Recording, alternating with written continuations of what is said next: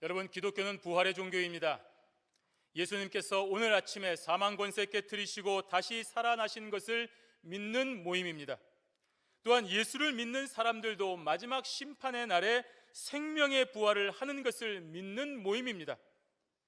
그런데 예수를 믿는다고 하면서 어떻게 죽은 자가 다시 살아날 수가 있겠느냐? 죽은 자가 다시 살아나는 부활이라고 하는 것은 있을 수가 없다라고 하는 사람들, 그렇게 주장하는 사람들이 그 당시 고린도 교회에 있었습니다. 오늘날도 많이 있지만 이 당시 고린도 교회에 특별히 부활이라고 하는 것은 있을 수 없다라고 주장하는 사람들이 있었습니다.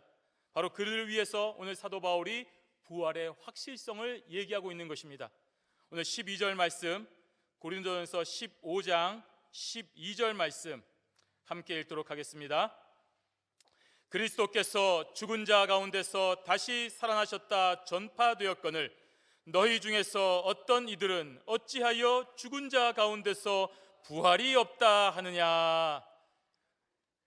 자, 내가 부활을 믿지 못하고 한다고 해서 부활이 없는 것이겠습니까? 내 이성과 내가 합리적인 생각을 하는 사람인데 내가 믿을 수 없다고 해서 부활이 없는 것이겠습니까? 신앙은 이해의 영역이 아닙니다. 부활이라고 하는 것은 이해가 아닌 믿음의 영역입니다. 예수 부활을 목격하고 그 부활의 증인이 되어 복음을 전파하고 있는 수많은 사람들이 지금 있는데 어찌하여 너희들이 부활이 없다라고 말을 하느냐는 말입니다. 만약에 그들의 말대로 지금 부활이 없다고 한다면 그리스도께서 다시 살아나셨을 리가 없습니다. 계속해서 우리 13절 말씀 한번 읽어보도록 하겠습니다. 만일 죽은 자의 부활이 없으면 그리스도도 다시 살지 못하셨으리라. 만약에 부활을 믿지 못하여 부활이 없다라고 주장하는 자들의 논리대로라면 그리스도 역시 다시 살지 못하게 된다는 말입니다. 즉 죽은 자가 다시 살아나는 부활이 있을 수 없다라고 하는 자들은 예수님의 부활도 역시 받아들일 수가 없는 것입니다. 이러한 주장은 심각한 문제를 가져오게 됩니다. 복음 전파의 내용이라든지 복음 전파의 정당성이 사라지게 되기 때문입니다. 왜냐하면 우리가 지금 예수님의 복음을 전하는 것은 누구의 명령입니까? 예수님의 명령입니다. 예수님이 부활하신 후에 오늘 저와 여러분들에게 땅끝까지 이르러 복음을 전파라고 하신 명령입니다. 그런데 예수님이 부활하지 않았다고 한다면 오늘 저와 여러분이 섬기고 있고 또 수행하고 있는 이 복음을 전파라는 명령이 거짓이거나 조작된 것이 됩니다. 그래서 사도 바울이 14절에 그리스도께서 만일 다시 살지 못하셨으면 우리의 전파하는 것도 헛것이요 너희 믿음도 헛것이라고 말하는 것입니다. 예수님의 부활이 없다고 한다면 지금 우리가 여기 모여서 이 부활을 찬양할 필요가 없습니다. 복음을 전하는 것도 헛된 것이 됩니다. 고린도 교회에서 열심히 믿고 있는 다른 모든 교인들의 수고도 헛된 것이 된다는 말입니다. 부활이 없으면 신약의 교회가 존재하지 않기 때문입니다. 따라서 기독교에서 예수님의 부활이 없다면 아무것도 남은 것이 없게 되는 것입니다. 여러분, 2000년이 넘는 신약교회와 그 믿음을 유지하고 있는 성도들은 이 세상에서 가장 불쌍한 사람이 됩니다. 저와 여러분, 이 좋은 날에 여기 있는 사람들이 진짜 불쌍하고 한심한 사람이 되는 것입니다. 부활이 없다고 한다면 말입니다. 자신의 전 생애와 물질과 생명을 바쳐서 살아계신 예수 그리스도, 부활하신 예수 그리스도, 그 그리스도를 위하여, 교회를 위하여 한평생 헌신하고 희생하는 삶을 살았는데 그 모든 것이 다 헛된 것이 되었기 때문입니다. 그리스도께서 다시 사신 것이 없다면 말입니다.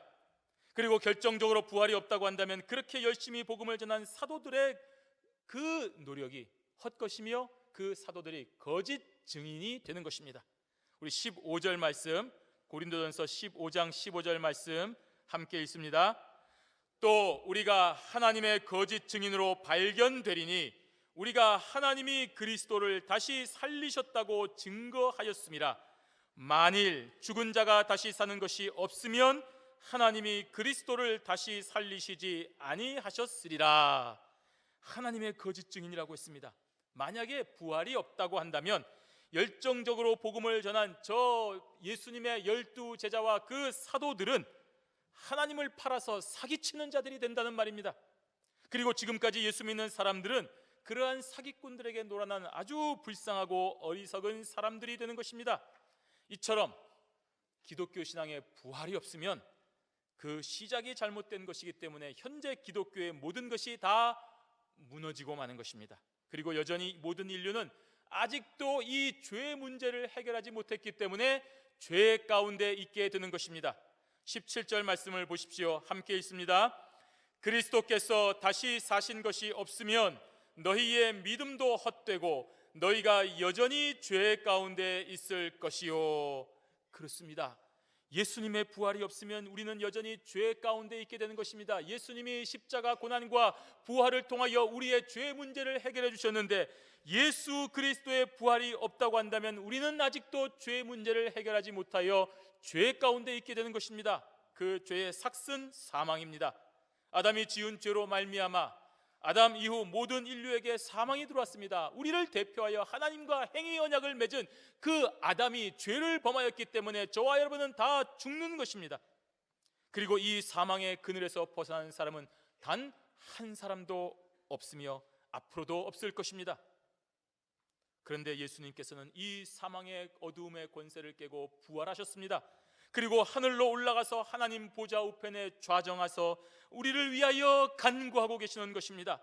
그래서 우리는 그 예수 그리스도의 부활로 인하여 더 이상 이러한 사망의 그늘에 있지 아니하는 것입니다. 따라서 부활이 없으면 우리는 여전히 사망의 그늘에 사로잡혀 있는 불쌍한 사람들이 되는 것입니다. 그리고 그리스도께서 다시 살아나신 부활이 없다고 한다면 그리스도 안에서 잠자는 자도 다 망한 것입니다. 18절 말씀 우리 함께 읽습니다. 또한 그리스도 안에서 잠자는 자도 망하였으리니. 여기서 이 잠자는 자라는 말은 무엇입니까? 오늘 예배당에 안 나오고 자고 있는 사람을 말하는 것입니까? 아닙니다. 잠자는 자라는 이 말은 예수를 믿고 지금 현재 죽은 사람들을 말하는 것입니다. 또한 미래적인 의미로 예수를 믿고 죽을 사람들, 예수님께서 재림하시는 것을 우리가 살아서 보지 못하고 죽음 가운데 처해 있는 사람들도 포함하여 말하는 것이 잠자는 자입니다. 이렇게 예수를 믿고 죽은 사람들은 그 죽음이 실은 잠자는 것이라고 했습니다. 자는 중입니다. 예수님이 다시 오실 때 우리를 깨워주신다고 했습니다. 그래서 마지막 심판의 날에 있을 생명의 부활을 기다리며 잠을 자는 것이 바로 성도의 죽음입니다. 여러분, 죽음으로 슬퍼하지 마십시오. 죽는 것이 끝이 아닙니다. 우리는 자는 것입니다. 예수님이 다시 오실 때 우리는 그 잠에서 깰 것이기 때문에 안심하고 죽음을 맞이하시기를 바랍니다. 그래서 성도는 죽음에 대하여 슬퍼하거나 절망하지 않는 것입니다. 우리가 내일 있을 즐거운 일을 상상하며 내일 필드트립을 가지, 내일 좋은 데 가지, 내일 즐거운 약속이 있지, 그리고 그것을 상상하며 잠자리에 들듯이 우리는 영원한 생명의 부활을 기다리며 잠시 잠이 드는 것이 예수 믿는 사람들의 죽음입니다. 그런데 예수 그리스도의 부활이 없다면 이들의 잠은 깨지 못하는 영원한 죽음이 되고 마는 것입니다. 지금 현대의학으로 고치지 못하는 불치병에 걸린 사람들, 그 사람들이 살고 싶기 때문에 냉동인간이 되어 언젠가 그 병이 고쳐지기를 기다리는 사람들이 지구상에 존재한다고 합니다. 그런데 문제는 그 불치병이 언제 치료가 될지, 과연 치료법이 발견되기는 될지 아무도 모릅니다. 또 다른 또 하나의 문제는 그런 치료법이 설사 나온다고 하더라도 그 냉동인간이 그 시간에 온전하게 깨어날 수 있을지 아무도 장담하지 못합니다. 그렇다면 지금 잠자듯이 냉동되어 있는 저 불쌍한 인간들은 영원히 깨지 못하는 불쌍한 처지가 될 것이 아닙니까? 예수 그리스도의 부활이 없다면 예수 믿고 부활을 꿈꾸며 소망하고 죽은 저와 여러분들의 선진들이, 또 우리들의 삶이 저들처럼 완전히 망하는 자들이라는 말입니다. 망한 것입니다. 비싼 돈 주고 내 시체를 그렇게 냉동시켜서 언젠가 다시 살 것이라고 믿었는데 다 사기를 당한 것입니다. 망한 것입니다. 예수 그리스도의 부활이 없으면 오늘 여기 있는 저와 여러분들은 다 망한 자들이 되는 것입니다.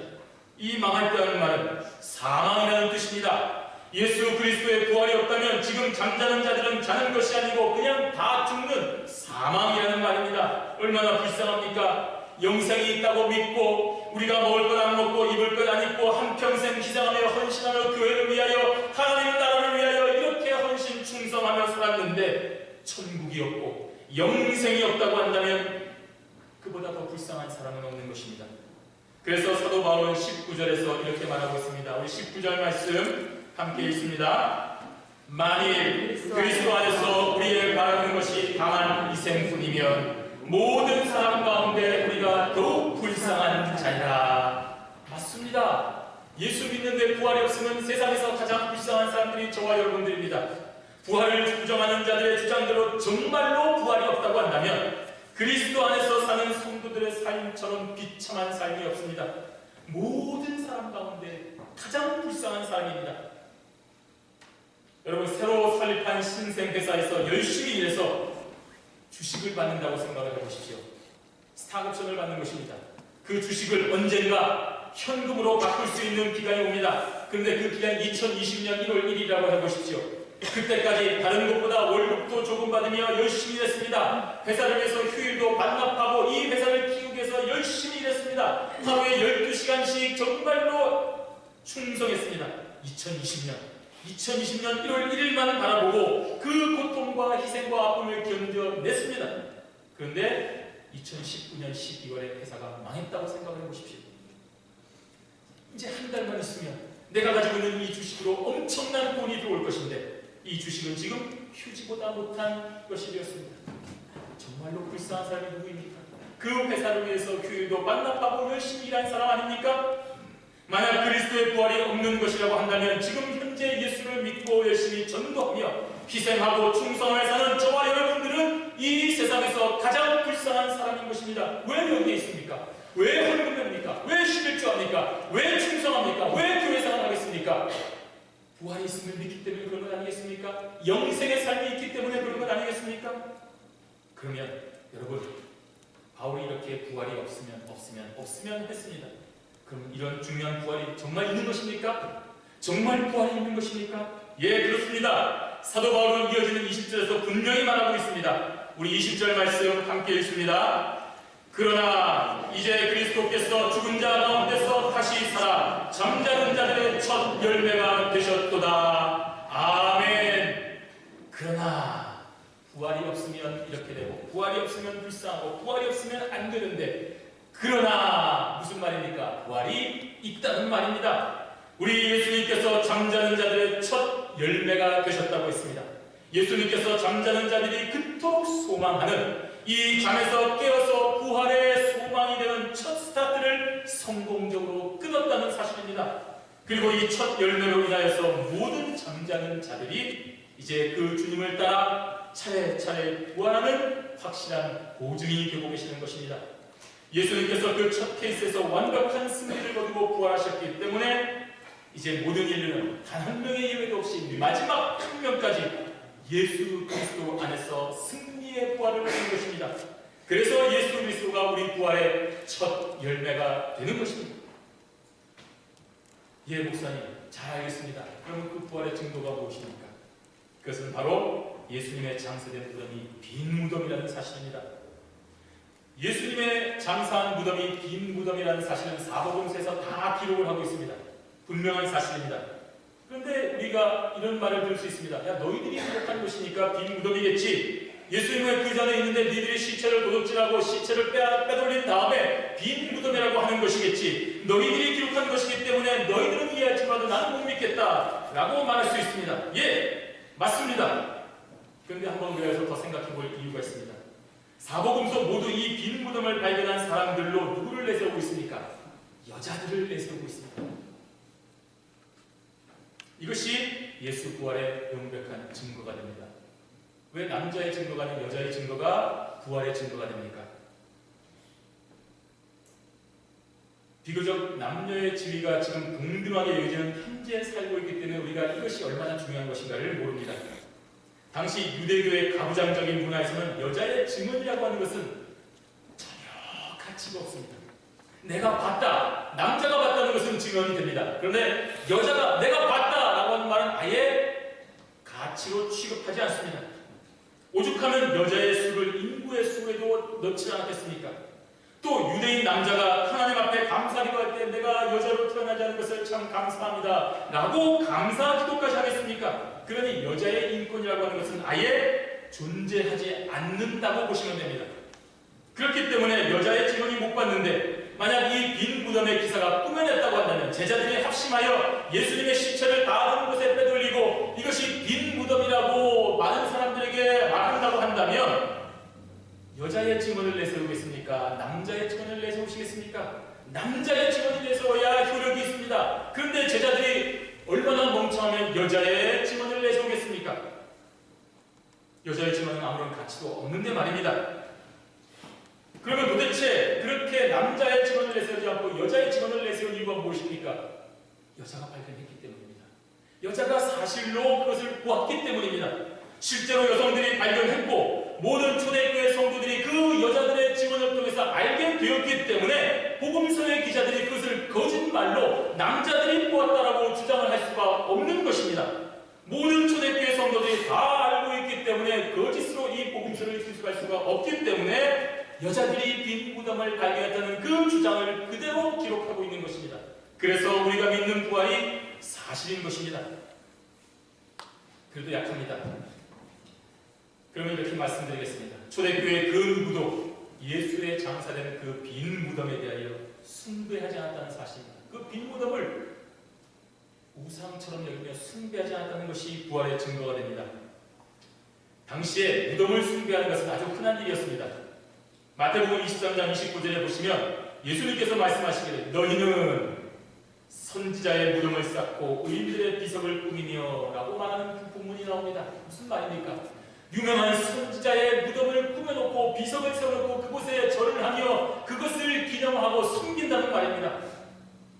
예, 그렇습니다. 실제로 오늘날에도 많은 사람들은 예루살렘에 있는 다윗의 무덤을 숭배하고 있습니다. 거기에 가면 특별한 기도가 되고 응답이 된다고 믿고 있습니다. 제가 학생 시절에 구소련 지역에 선교여행을 갔을 때 거기서 말해줬던 선교사님의 이야기가 기억납니다. 다니엘의 무덤이 거기 있다고 합니다. 다니엘의 한 팔을 가져다가 무덤을 만드는데 거기에 가면 많은 효험이 있다고 그 이슬람 사람들이 숭배하는 것을 들었습니다. 그만큼 무덤을 숭배하는 것들이 그 당시에 많이 있었고 오늘날도 그런 데 효험이 있다고 믿습니다. 하지만 오늘 여러분 복음서 어디에도 스승이신 예수 그리스도의 무덤을 숭배했다는 기록이 있습니까? 없습니다. 예수님이 거기에 계시지 아니하는데 그 무덤을 숭배할 이유가 없기 때문입니다. 또한 당대 신약 성경뿐 아니라 어떤 문화에서도 로마 혹은 유대 당국이 존재하는 무덤의 그런 시신에서도 그런 문헌에서도 예수님의 시신을 찾았다거나 빈 무덤을 숭배했다는 기록이 전혀 없습니다. 왜 그렇습니까? 예수님의 시신이 거기 없기 때문입니다. 또 하나의 정황 증거를 말씀드리겠습니다. 부활에 대한 확신을 주는 또 하나의 사례는 제자들의 태도에서 발견될 수 있습니다. 예수 부활의 전과 예수 부활의 후가 완전히 다르기 때문입니다. 예수님의 십자가 죽음을 확인한 제자들은 뭐 했습니까? 나는 예수님 모른다.